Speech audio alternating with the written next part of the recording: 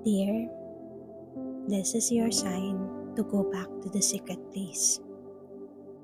Ikaw ang bahala sa panggatong at si Lord ang bahala sa apoy.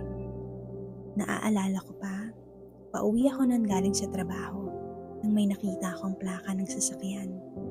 Tapos may plate number na nagsisimula sa NAK. At kapag babasahin, ay NAK.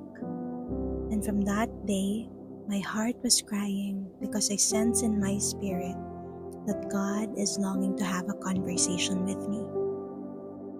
And I know some of you would agree that going back to the secret place and meet with God is extra challenging, especially when we have a lot on our plate.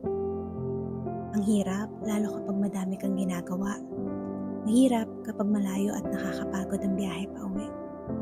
Mahirap kapag pagod at drained ka na sa lahat ng deadlines, mapa-schoolworks, work-related assignments at kung ano-ano pa.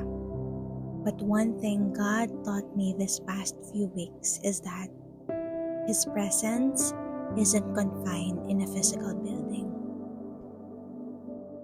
Your secret place is not a physical location, but the willingness of your heart to meet with God.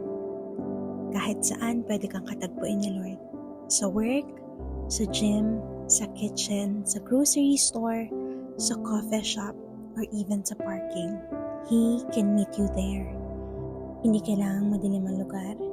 Hindi rin kailangang pamilyar yung lugar. Ang kailangan ay ang pusong sabik na makipag-usap sa Diyos.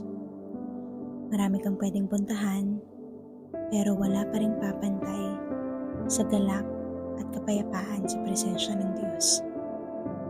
Balik na ulit, uwi ka na ulit. Seek Him and you will find Him. With love and prayers, Noel.